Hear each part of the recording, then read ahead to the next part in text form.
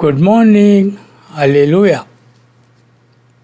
ધન્ય પિતા પરમેશ્વરના પ્રેમી નામમાં ફરીને એકવાર હું રમેશ તથા રૂથ અમારી આ ગુજરાતી બાઇબલ રીડિંગ ચેનલ પર આપ સર્વનું હૃદયથી સ્વાગત કરીએ છીએ, આવકાર કરીએ છીએ. નિત્યક્રમ મુજબ આજના વચનો વાંચવાને જઈ રહ્યા છે અને આજના વચનો એક શાસ્ત્રનું પુસ્તક અને તેનો 101મો અધ્યાય આજે આપણે વાંચવાના છે. જો હજુ સુધી તમે અમારી ચેનલને સબસ્ક્રાઈબ ન કરી હોય તો સબસ્ક્રાઈબ કરો, પોતાના ગ્રુપ કે મિત્ર વર્તુળમાં શેર કરો અને સાથે સાથે લાઈક કરવાનું ન ભૂલશો. જે ભાઈ બહેનોએ અમારી ચેનલને સબસ્ક્રાઈબ કરી છે તથા શેર કરી છે, તમામ ભાઈ બહેનોનો અમે હૃદયથી આભાર માનીએ છીએ. અમે આજના વચનોમાં જઈશું અને આજના વચનોમાં જવા પહેલાં આપણે એક ટૂંકી પ્રાર્થના કરીશું. ધન્યવાદ પિતાજી તમારો કે તમે આ સમય અમારા જીવનમાં આપ્યો કે અમે તમારા જીવન પવિત્ર વચનોનું વાંચન કરી શકીએ. આજના વચનોને વાંચવાને માટે અમારી સહાયતા મદદ કરો બાપ, અને આજના વચનોને આશીર્વાદિત કરો પિતા. આજના વચનો જે ભાઈ બહેનો સાંભળે છે અને જે પોતાના નિત્ય ક્રમ મુજબ પવિત્ર શાસ્ત્રના પવિત્ર વચનો વાંચે છે, એ તમામની પર તમારી આશીષની વર્ષા થવા દેજો. તમારા હાથોમાં સોંપાતા મારી પ્રાર્થના તમારા પુત્ર ઈસુ મસીહના નામમાં તમારી સમક્ષ લાવીએ છીએ. સાંભળો અને તેને માન્ય કરો પિતા. આમીન આમીન. ગીતશાસ્ત્રનું પુસ્તક અને તેનો 101મો અધ્યાય. રાજાની પ્રતિજ્ઞા.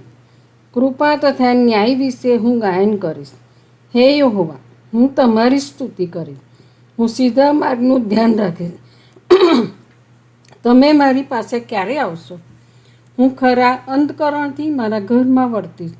હું કંઈ અધમ વસ્તુ મારી દૃષ્ટિમાં રાખીશ નહીં. પાછા હટનારાના કામથી હું કંટાળું છું. તેમની કંઈ અસર મને થશે નહીં. આડું હૃદય મારાથી વેગળું થશે. હું કોઈ દુષ્ટની ઓળખાણ રાખીશ નહીં. જે કોઈ પોતાના પડોશીની છાનીચાળી કરે છે તેને હું કાપી નાખીશ. જેની દૃષ્ટિ અભિમાની અને જેનું હૃદય ગર્વિષ્ઠ છે તેનું હું સહન કરીશ નહીં. દેશમાંના વિશ્વાસીઓ મારી પાસે વાસો કરે તે માટે હું તેઓ પર રહેમ નજર રાખીશ. સીધા માર્ગમાં ચાલનાર મારી સેવા કરશે. કપટ કરનાર મારા ઘરમાં રહી શકશે નહીં.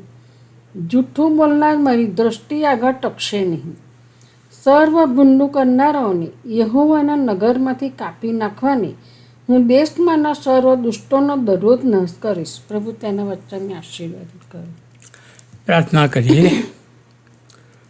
આકાશ નિવાસી સનાતન સમર્થ પરમેશ્વર, તમારો આભાર તો ઉપકાર માનીએ છીએ કે આ એક નવો દિવસ અમારા જીવનમાં આપ્યો અને આ તક આપી કે અમે તમારા જીવન પવિત્ર વચનોનું વાંચન કરી શકીએ, શ્રવણ કરી શકીએ.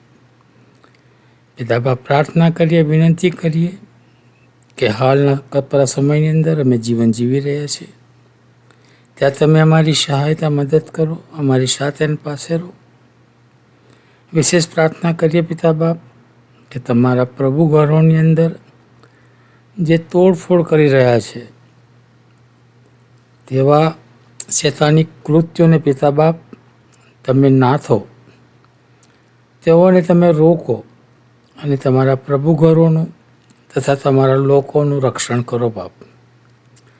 પ્રાર્થનાને વિનંતી કરીએ પિતા બાપ કે તેના રાજકર્તાઓને તમે બુદ્ધિ, જ્ઞાન અને ડાપણ આપો કે આવા અધમ કૃત્યો કરનાર જે વિષમો છે તેઓના વિરુદ્ધ સખતમાં સખત કાર્યવાહી કરે અને તેઓને નાથે, જેથી કરીને પિતા બાપ તમારા નામને માન, મહિમાને ગૌરવ મળે.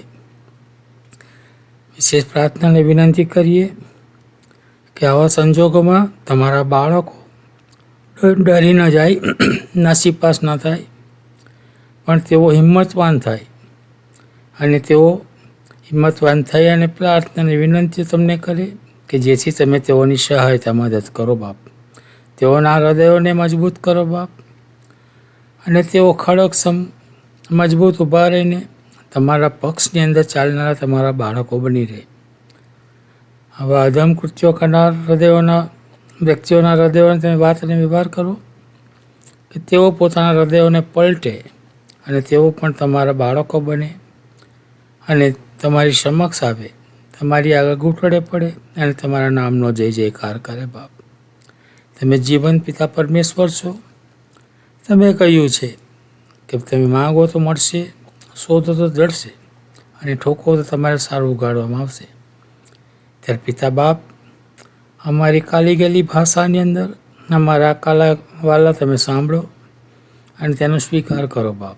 આમેન.